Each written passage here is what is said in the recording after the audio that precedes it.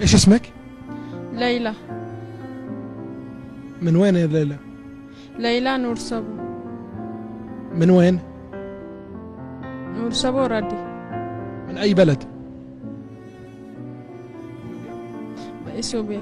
إثيوبيا.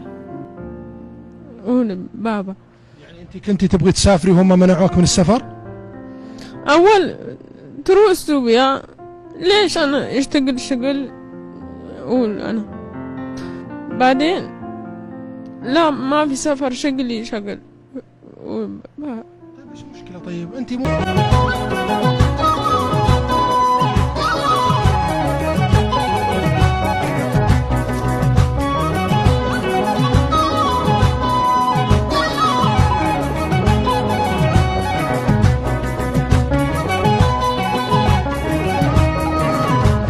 እንደቆያችሁ እንዴት አላችሁልኝ? ስጠፋ ጠፋሽ የት ገባሽ እና የት ነሻጥሉኝም መፈልጉኝም። ለማንኛውም ስራ በጣም በዝቶብኝ ነበር የጠፋሁት እና አልቻልኩም ነበር እውነት ለመናገር ያለ ማካካስ ብዬ ግን ላይቭ ላይ እየገባሁ ሰሞኑን በደንብ እየተጨዋወትን ሰብስክራይቤንም እያሳደግኩ እናንተም ጋር በላይቭ እየተገናኘን ጥሩ ጊዜ ያሳለፍን ነበረ። በዛ ደስ ብሎኛል። የባለፈው ሳላቀው ነው ጊዜው እየደረሰውና ሰሞኑን ውስጤን የነካኝ ነገር ነበርና በዛ ነገር ላይ ትንሽ ነገር ብል ብዬ አስቤ ነውና የአብዛኞቻችንን ስለሚነካ ማለት ነውና አንዳንድ ጊዜ ሰዎች እንደዚህ የሆነ ነገር ደርሶባቸው ምናምን በነዛ ሰዎች ላይ ቪዲዮ ሲሰሩ ሳይ እኔም ደግሞ ለመስራት ስዘጋጅ እውነት ለመናገር ደስ አይለኝም። ምክንያቱም አንደኛ ያሳለፉትን ስሜት መገመት ነው የሚሆነው፣ ምክንያቱም የኖሩት እነሱ ናቸው። ሁለተኛ በእነሱ ህመም ላይ እንደመነገድ ነው የማውቀውና ይሄ ነገር ትንሽ ምቾት አይሰጥም። ብቻ ግን ሊገመት የሚችል ነው። እኛም ስለኖርንበት ወይም ደግሞ ቢገጥመን የሚለው ነገር እንደሷ ባንኖረውም ግን ደግሞ ስሜቱ ለብዙዎቻችን ተጋብቶብናል። ስለምናቀውም ደግሞ አብዛኞቻችን ተረባርበን አንድነታችንን ያሳየንበት ነውና እንግዲህ ስለማን እያወራው እንደሆነ ገብቷችኋል ይመስለኛልና ስለ ሌይላ ሙርሰፍ እያወራው ነበር ነው ስለሷ እያወራው ነውና ሰሞኑን በጣም ደስ የሚል ቪዲዮ እየተለቀቀ ነበረ። ቤተሰቦቿ ጋር ስትገናኝ ከዛ ሰቀቀ ወጣ የሀገሯን ንፋስ ነፃነት ስታገኝ ያየን ነበርና እኔ በጣም ተስፋ እየቆረጥኩ ነበር። ምክንያቱም አስታውሳላችሁ የሆነ ጊዜ በቃ ልትወጣ ነው እና ምናምን ተብሎ በጣም ጊዜ ወሰደ እና አብዛኞቹም እየጠየቁ ነበር ብዙ ተረባርበን ትወጣለሽ ብላችሁን ምናምን መጠበቁ ትግስቱ ብዙ ስለሌለ አብዛኞቻችን እንዴት ምናምን እያልን እየጠየቅን ነበር። ግን በጣም ደስ ይላል። እኔ አንዳንድ ጊዜ ያው ችግሩን ስለምናይ ነው እንጂ ኢትዮጵያኖች እንደዚህ በአንድ ነገር ላይ ስንቆም ደግሞ ያለውን ኃይል አይተናልና ቀላል አልነበረም። እሷም ያለፈችበት ከዛ ደግሞ እዛ ነገር ውስጥ ለመውጣት የተጠየቀችው የነብስ ዋጋው ራሱ ለመደራደር የኢትዮጵያ ኤምባሲ በደንብ ሰርቷል ብዬ አስባለሁኝ። የኢትዮጵያ ሰዎችም እንደዚህ እውቅና ያላቸው ሶሻል ሚዲያ ላይ የሚንቀሳቀሱ የእውነት በደንብ እዚህ ነገር ላይ በደንብ ሰርተዋል፣ አይተናቸዋል። በደንብ ነበረ ሲሳተፉ የነበሩትና የነሱ ሆኖ እሷም ደግሞ እንግዲህ አላህ ልቧን አይቶላት ሊሆን ይችላል እና በጣም ደስ የሚል ነው እውነት ለመናገርና ሳውዲዎች ታውቃላችሁ ብዙ ያው የሳውዲ ህግ የታወቀ ነው። እዚህ ሀገር ነፍስ ያጠፋ ሰው ያን ያህል ምህረቱን የማግኘት እድሉ የለም ብዙ ጊዜና እሷ ግን እድለኛ ናት። አንደኛ የሀገሯ ሰው ቆመላት፣ ሁለተኛ አረቦችም ቢሆኑ እንደዚህ በገንዘብ መስማማታቸው ያ ገንዘብ መሙላቱ አሁን በኢትዮጵያ አይደለም በሪያል ነው የተከፈለውና ያ ሁላ ብር የኢትዮጵያ ሰው አንድነታችን እዝነታችን ራሱ ደስ ሲልና ሁሉ ጊዜ እንደዚህ ቢሆን አብረን ብንቆም እንደዚህ የሆነ ነገር ላይ የምር መስራት ብንችል መለወጥ ብንችል የሌላን ህይወት ከሞት ወደ መኖር በፈጣሪ እርዳታ ስለቀየር ነው ማለት ነው።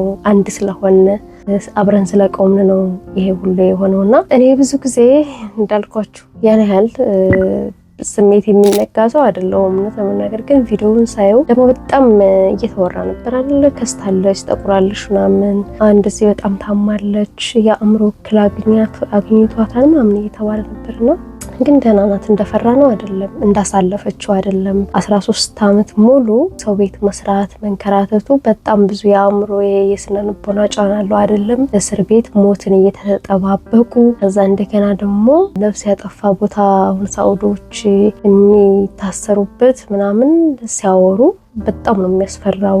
እና እኔ ይገርመኛል አንዳንድ ሰው አንዳንድ ጊዜ የሚያጋጥመን ነገር ጥሩ ነገር ይገጥመናል፣ እንሰራለን፣ እንለወጣለን፣ ለቤተሰቦቻችንም እንደርሳለን ብለን ስደት ወጥተን የሚገጥመን ነገር ግን አንዳንድ ጊዜ የእጣ ፈንታ የሚባለው ነገር በጣም የሚያስገርመኝ ነገር ነውና ሌላ የመጣችው እንደማንኛውም የገጠር ልጅ ስደት ወጥቼ ቤተሰቤንም እኔንም ለውጣለሁ ሰራለሁ ብላ ነውና ግን 13 ዓመት ሙሉ በእንደዚህ አይነት ሰቀቀው ውስጥ ዛሬ ነገ ሞትን እየተጠባበቁ የሞት ፍርድ። አንዳንዱ ሰው ጠንካራ ነው። እኔ ገርመኛ ነው ስናወራ ጓደኞቻችን ጋራ እኔንም ሆነ ወይም ደግሞ ይሄ ከባድ ሊደረሰባቸው ናቸው ጎበዝ ናቸው ጠነከሩ ምናምን እንላለና ግን የሆነ ችግር ሲመጣ ሰዎች ጠንካራ ነን ምንም ማድረግ ስለማንችል ነገሩን ለመለወጥ እንታገላለን እንጂ ግን ያንን ነገር ከመጣ መጣ ነው ከመቀበል ውጭና ለዛ ነው የምንጠነክረው። ጠንክረን ሳይሆን ግዴታ ስለሆነ ነው ጠንክሮ መቆምና እሱ ነገር በጣም ነው ያስገረመኝ። ቤተሰቧ ጋር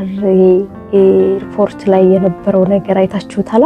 ስትተቃቀፍ አውቅም ይሄ ነፃነት ራሱ ይሄ እምላችሁ እንኳን እሷ በእስር ቤት ያሳለፈችው በዛ ሰቀቀው ውስጥ እኔ ነገ ኢትዮጵያ ገብቼ ያ ይሄ የኢትዮጵያ ንፋስ አለ በቃ ሰላም የምታገኙበት ያላችሁ ነገር መደሰታችሁ ማዘናችሁ አይደለም በቃ እሱን ራሱ መኖር ስትደሰቱ መደሰቱን ደስታችሁን መኖር ስሜቱን መኖር ስታዝኑም ማልቀስ መቻል ቀላል ነገር አይደለምና በአገሯ ላይ በዚሁ እኔ አምናለሁ በዚሁ ችግር ውስጥ ጥሩ ነገር እንደሚፈጠርላት። ምክንያቱም አንዳንድ ጊዜ በሆነ ነገር ውስጥ ስናልፍ ነው በዛው ነገር ላይ ደስታችን የሚፈጠረው ስኬታችን የሚሆነው ያው ችግር ነውና አምናለሁኝ እንደምትካስ ምክንያቱም ችላ ቆማለችና ዛሬ ደርሳለችና መኖር ደስ የሚለው ነገር ይሄ ኑራችሁ ይሄ ያለፋችሁትን ነገር ታሪክ አድርጋችሁ ታወሩታላችሁ በሌላ ነገር ይተካላችኋል ታልፉታላችሁ ስትኖሩ ታልፉታላችሁና ብቻ በጣም ደስ ብሎኛል።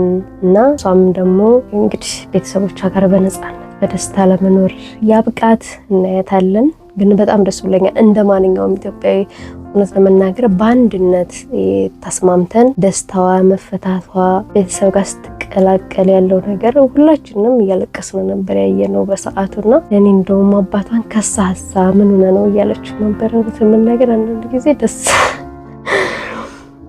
እሷ ብዙ ነገር አሳልፋለች። ቤተሰቦቿን በስቃቀን ጠብቀዋል። ብዙ ነገር አሳልፈዋል። ግን አለፈ አይደለም ነገርም አለፈ ያለች የምታወራው ወሬ ነው የሚሆነው ከእንግዲህ በኋላና ብቻ መኖር ደስ ይላል። እና ስለሷ ደስ ያለኝን ነገር ልንገራችሁ ብዬ ነው። ሁልጊዜ ይሳካልን፣ ቆመን ጠንክረን ችግሮቻችን እንለፍ። ምክንያቱም ዛሬ ያለቀስንበት ነገ የምንሰቅበት ነው የሚሆነው እና እንደዚህ አይነት ችግር ራሱ ይታለፋል። አሁን በህይወታችን ስንት ችግር ስንት እንትኖች እየቆጠርን በቃ አልችለውም እያልን ህይወትን እያማረርን መደሰት አቅቶን ይሄ መኖር ከብዶን ምናምን የምናሳልፋቸው ጊዜያቶች አሉና ግን የሷን ሰውት ሞትን እየተጠባበቁ በሰው ሀገር እዚህ ሀገር ውስጥ ደግሞ ሰው የገደለ ሰው ወይም ደግሞ የሰው እንትን ያለፈበት ሰው የሰው ነፍስ ያለፈበት ሰው በጣም ከባድ ነው። ይሄ እንትን አባባሉ ራሱ እና ማለት የሞት ፍርድ ተፈርዶበት ነገ ሞት አለው ብሎ ተኝታ ማለት እያንዳንዷ ደቂቃ እያንዳንዷ ቀን እያንዳንዷ ሰከንድ ለሷ በጣም ከባድ እንደነበረች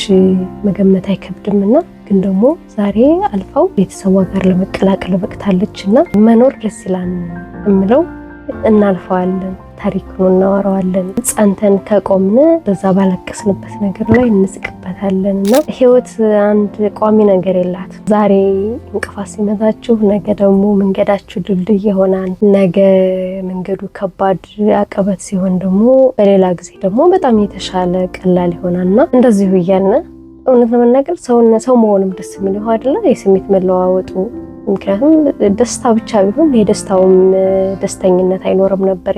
የደስታም ትርጉም የለውም ነበር። መደሰትም አንችልም ነበርና ደስ የሚለው ይሄው እንትኑ ነው፣ ትግሉ ነው፣ የህይወት ትግሉ ነው ደስ የሚለውና ያው እንደዚህ አይነቱ ግን በጣም አሰቃቂ ቢሆንም ሲያስቡት ራሱ አይደለም ኑሮውት ሲያስቡት ያለቅም በጣም የሚከብድ ነገር ነውና እንግዲህ ስሜቷን የኖረችው እሷ ናት። ሰቀቀኑን የምታውቀው እኛ በገባን መጠን የሆነን ባል ነው። እኛም ደግሞ የእሷን እየሰማን ነው መናገር። ብዙዎቻችን ተሳቀን ዛሬ ነገ ተወጣ ይሆን እንዴት ሆና ይሆን እያልን ያየና ስለነበረ ስለወጣሽ ደስ ስላለን በዛ አስመልክቼ ነው እንጂ ላወራ የፈለኩት። ነገሩ እሷ የኖረችውን እሷ ናት የምታውቀው እና ሁላችንንም ፈጣሪ ጠብቀን ራሳችንን እንጠብቅ እንደዚህ ካለ አደጋ እና ደህና ቆዩልኝ። በሌላ ቪዲዮ እንገናኛለን። እኔም ላርፍ ነው። ይመቻችሁ። ባይ ባይ። ቀለል ያለ ቪዲዮ ነው። ስሜቴን ለመግለጽ ያህል ነው። ዝም ብሎ ላለማለፍ ነውና ይመቻችሁ ዶቼ